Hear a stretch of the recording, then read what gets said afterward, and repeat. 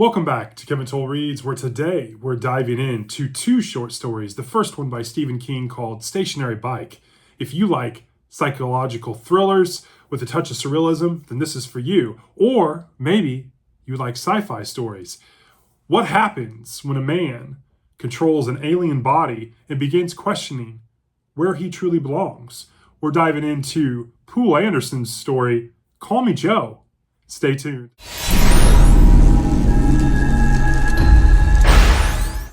Welcome. Our first short story for Saturday Shorts is a doozy. We're talking Stephen King and his collection Just After Sunset, the story Stationary Bike. This was published in 2003. This short story is 33 pages in length. This is an interesting one. The summary of this short story by King, it follows Richard Sevkitz. He's a commercial artist who takes up cycling on a stationary bike after receiving some interesting blood work from his doctor.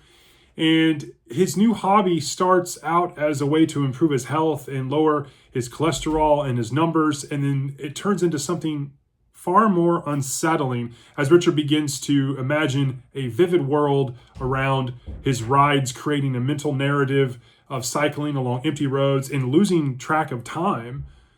Spans 2 hours on a bike and then he doesn't know what happened.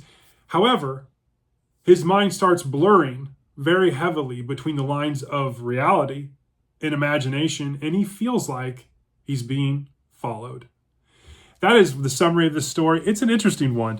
What makes it a good short story, I really enjoyed Sevkis, the main protagonist. He's kind of this average man grappling with some midlife health concerns, and he's both relatable and certainly unsettling as his mind begins to kind of unravel as the story takes place. What kind of begins on a fitness journey becomes an obsession and paranoia. I really enjoyed the doctor at the very beginning. I thought he was also very believable, written very matter of fact, and you just, some of the phrasings and the conversations just seem so authentic. I really liked kind of the surrealism. You know, he paints a mural in front of his bike and kind of a country road, and he takes on, like most people do when they do fitness journeys, where he wants to kind of equate it and give his mind something to think about and make the monotonous riding of a stationary bike in place more real. And he puts up a map and roads in other, I think it was New Hampshire and Maine, and it goes into Canada, and he's able to track his progress. And then the mural becomes something of non-reality. And as his mind kind of unravels with this, you get to see interesting takes. And I'm going to leave it at that because I don't want to spoil this. It was a good short story. It was very solid. It wasn't the best short story by King. I don't think anything in this collection, besides maybe one of them that I'm not going to mention yet because I want to read it down the road. But this collection definitely is below some of his earlier collections like Skeleton Crew and Night Shift. But it is very enjoyable. I gave this a 3.9 out of 5. I thought it was very solid. Overall, it's a great example of King and how he does character work so well. And he creates this kind of surreal portal world experience that just captivates you and keeps you reading pages. And he does it very well. And so with that being said, I'm going to jump into my next short story. And this one was a doozy. I've been wanting to get to this collection ever since I picked it up in a book haul, very much so. And it is the Science Fiction Hall of Fame Volume 2A. It is, it was edited by Ben Bova, which I don't know anything about. I'm not a big, huge sci-fi reader, but I've been wanting to dabble into more. And I thought a short story would be right up my alley. And so I chose Poul Anderson and the story Call Me Joe, and it was very interesting. It was published in 1957. It's obviously sci-fi. It's 34 pages in length. It reads really matter of fact, and I was very shocked because I never read anything by Poul Anderson. And so let me give you a brief summary. We're on a kind of hostile surface of Jupiter where humans are used specifically, humans use specifically designed artificial bodies. They call them pseudos, but it's almost kind of like avatars, and they explore the planet remotely, and they're there to kind of figure out conditions and whatnot. The story centers around Ed Ainsley, and he's the one who controls a centaur-like creature named Joe, which is how he describes it, from a station in orbit around Jupiter. And while Ed uses Joe to kind of traverse the planet's surface, he begins to kind of feel a profound connection to Joe and what he encounters while on the planet.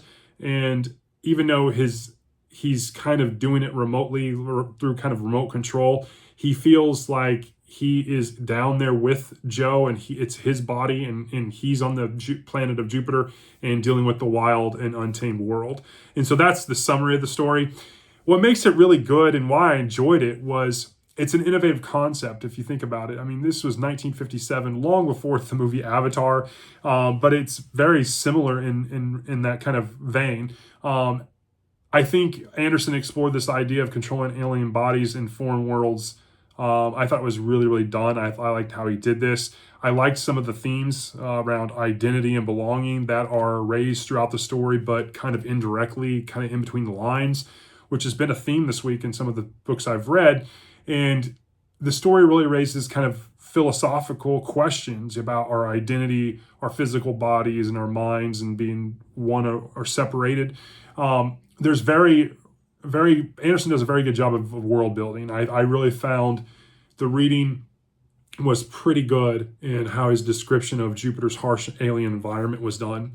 I liked Ed Ainsley. I thought he was this human technician who becomes, involved with Joe, the pseudo or avatar. And I thought the struggle with his identity and his mind and how his thoughts are really thought provoking, and makes for really good reading. As far as dislikes, I actually do have a dislike in this story, although I rated it higher than the one from Stephen King. The middle section is a little bloated. It's a tad bloated. The ending is a little abrupt, which it's a short story. You come to think about that. I wish Anderson would have reduced some of the few pages in the middle that I felt was bloated, and added it more towards the ending and put the work in there. But I really liked it. I didn't really have a specific excerpt that I liked in this story by Poul Anderson, but there was some homage that he played to talking about Joe as a pseudo or avatar and how Frankenstein it was. I thought that was a really interesting homage to Mary Shelley's Frankenstein. In terms of rating, I gave this a 4.1 out of 5. I really enjoyed it. I haven't read much sci-fi, and this was really enjoyable. I definitely want to get back to some of the other authors in this collection. And it just gives me hope that I'm going to connect with sci-fi more heavily in the future. Overall, it's a fun, short story. My first foray, again, into Poul Anderson, and my first, handful of forays into sci-fi as a genre. I really enjoyed it. I will definitely be on the lookout for more from him. I definitely want to probably give him a shot and find one of his older, full-length novels and give him a shot and see how he does outside of a short story versus the novel. And I think that would be a better, truer test of him as an author and whether I connect with him more heavily or not. So that is my take for Saturday Shorts. I really enjoyed both of these this week. Definitely getting back to a King short story and definitely getting into some sci-fi. If you have any short stories that you recommend that I do on this episode of Saturday Shorts, drop me a comment below and let me know. And if I have it in one of my collections, I'm definitely enhancing my short story collections. I will definitely give it a shot.